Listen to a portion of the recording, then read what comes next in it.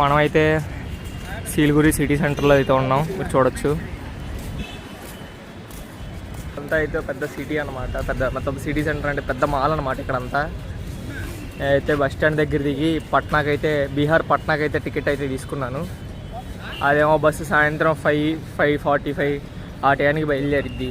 అప్పటి వరకేమో టైంపాస్ చేయాలి, ఏం చేయాలి అర్థం. ఇంక ఇలా మాల్కి వచ్చారనమాట.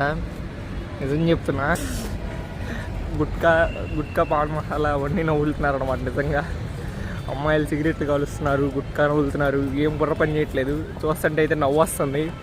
నేను అంత దారుణంగా అయితే ఎక్కడ చూసింది లేదు. కొంచెం మరీ వియర్డ్గా అయితే అనిపించింది ప్రతిదీ మాత్రం.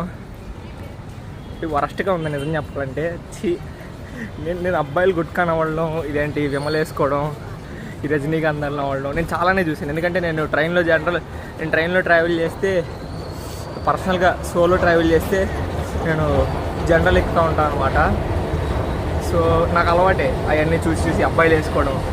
బట్ నేనైతే అమ్మాయిలు వేసుకోవడం ఎప్పుడు చూడలేదనమాట. నిజంగా ఎంతమంది అమ్మాయిలు బాబోయ్ పాన్ డబ్బాల దగ్గర అమ్మాయిల నుంచి సిగరెట్లు కాలుస్తున్నారు, గుట్కాలను వెళ్తున్నారు బాబోయ్. అది నిజంగా మరీ దారుణంగా అయితే ఉందన్నమాట పరిస్థితి సీల్గురిలో.